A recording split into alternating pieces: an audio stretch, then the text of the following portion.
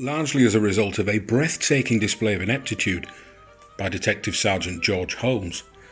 Mappleton was now on the run. Mappleton took alternative lodgings in the name of Clark at Smith Street in Stepney, and the day after he'd absconded from Wallington, he went to Blackfriars Bridge with Isaac Gould's watch and hurled it into the Thames, hoping that that would be the disposal of the last piece of evidence that may tie him to his heinous crime. Mappleton spent the next week or so keeping his head down, a decision that proved to be just about the first wise move he'd made since the start of this whole sorry affair. The day after he fled from Wallington, wanted posters appeared all over London featuring a police sketch artist's image of Percy Mappleton. A week later, a reward of £200 was offered for information leading to the arrest and conviction of Percy Mappleton.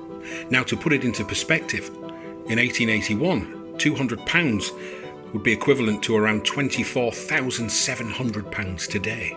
The Daily Telegraph got in on the act, becoming the first newspaper in history to obtain and publish a police composite sketch of a suspect from an active investigation.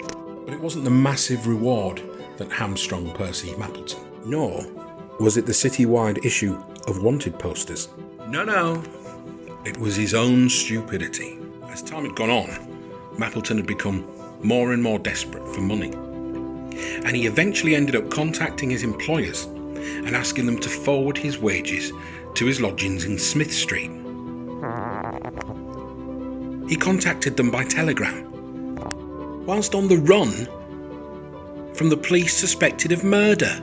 I'm sure you're not surprised to learn that the wages never appeared at Smith Street, but 2 police inspectors did, and Percy Mappleton was arrested for the murder of Isaac Gould. Mappleton stood trial on November the 8th in front of Lord Chief Justice Coleridge. Naturally, he pleaded not guilty. The prosecution presented numerous items of damning evidence, not least Isaac Gould's blood-stained umbrella.